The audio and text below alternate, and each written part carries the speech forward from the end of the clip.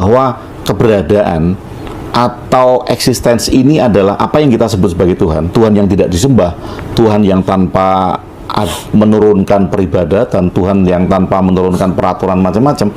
Maka yang dikatakan rezeki ditentukan Tuhan adalah prosesnya. Bila kamu bekerja sebagai A, hasilmu sekian. Bila kamu rajin, hasilmu sekian. Bila kamu malas, hasilmu sekian. Itu yang dikatakan ditentukan oleh Tuhan. Tuhan sebagai kehidupan. Efek dari tindakan betul, kita sendiri betul, iya, sebenarnya ya. betul. Karena sebetulnya banyak hal yang bersifat paradoks, dan kitab suci manapun itu juga paradoks. Iya. Kalau kita mau terbuka gitu ya, Mas Indra. Enggak, sekali lagi disimbolkan bahwa sebenarnya Tuhan tidak pernah menurunkan aturan peribadatan apapun ya. Iya, betul, iya.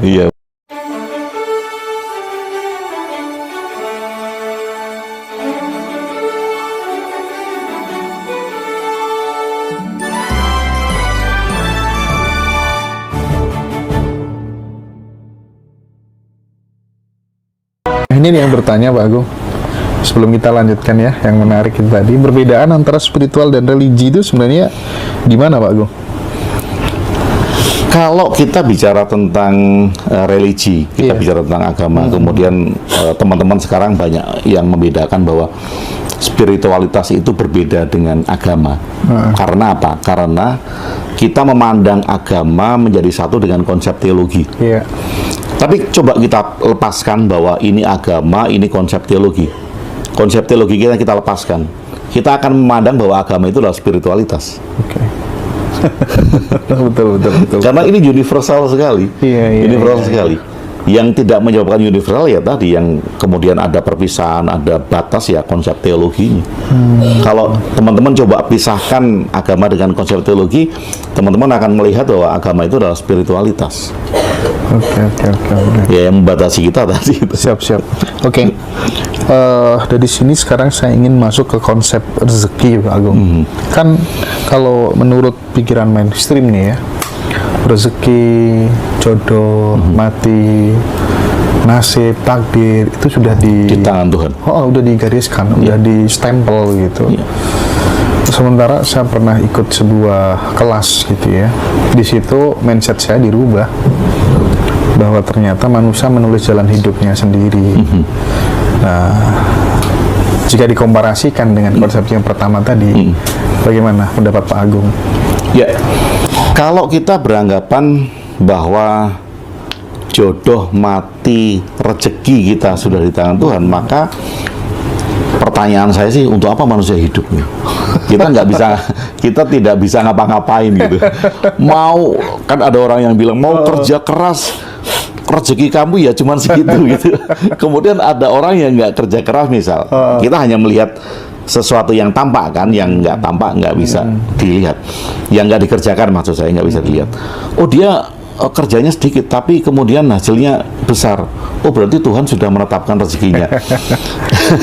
Kalau kita melihat seperti itu, maka orang yang bekerja keras kemudian hasilnya sedikit, orang yang nggak bekerja hasilnya banyak, maka hidup ini sungguh nggak adil. Sungguh tidak adil hidupnya. Nah, kalau dikatakan bahwa Tuhan itu menetapkan jodoh, rezeki, kematian. Nah, kalau kemudian kita geser sedikit pemahamannya bahwa keberadaan atau eksistensi ini adalah apa yang kita sebut sebagai Tuhan, Tuhan yang tidak disembah, Tuhan yang tanpa menurunkan peribadatan, Tuhan yang tanpa menurunkan peraturan macam-macam. Maka yang dikatakan rezeki ditentukan Tuhan adalah prosesnya. Bila kamu bekerja sebagai A, hasilmu sekian. Bila kamu rajin, hasilmu sekian. Bila kamu malas, hasilmu sekian. Itu yang dikatakan ditentukan oleh Tuhan. Tuhan sebagai kehidupan. Efek dari tindakan kita sendiri sebenarnya ya. Betul. Karena sebetulnya banyak hal yang bersifat paradoks, dan kitab suci manapun itu juga paradoks. Kalau kita mau terbuka gitu ya, Mas Indra. Enggak, sekali lagi disimbolkan bahwa sebenarnya Tuhan tidak pernah menurunkan aturan peribadatan apapun ya. Iya, betul. Dan kemudian disimbolkan juga apabila nasib suatu kaum tidak akan berubah kecuali dia yang mengubahnya sendiri. Ini kan paradoks. Betul. Paradoks dengan Tuhan yang maha mengabulkan doa. Iya. Saya malah justru tertarik tadi bagaimana sejarah manusia bisa membuat atau mengadakan Tuhan tadi sebenarnya. Waduh, keren. Tapi gini, Pak Agung.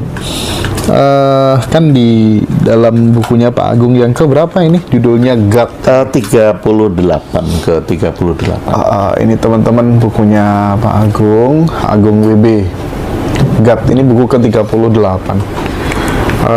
Sinopsisnya bagaimana buku ini, Pak? Makanya yang menarik itu di belakangnya, Mas. Oke, di siap.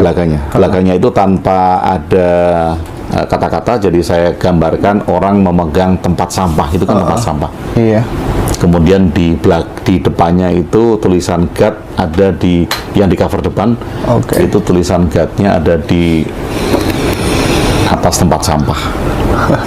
Nah, ini saya sedang menyimbolkan kalau selama ini itu God sebagai konsep teologi, buang aja ke tempat sampah. Iya. Tapi bukan berarti kemudian kita membuangnya begitu saja, enggak ya. Ini kan hanya simbol saja. Simbol bahwa sekali lagi bahwa konsep teologi itu perlu sebagai tujuan akademisi supaya kita tahu Tuhan itu munculnya dari mana. Iya. Kemudian kalau manusia memang dihadapkan pada hidup yang tidak pasti, semuanya kan tidak pasti. Kadang sekarang hujan, besok panas. Kita nggak tahu gunung akan meletus kapan, kemudian ada gempa kapan, ada tsunami kapan kita. Ini semuanya ketidakpastian. Nah, karena itu maka kemudian timbul rasa takut. Iya. Manusia timbul rasa takut, timbul sesuatu yang dianggapnya harus ada yang membelanya.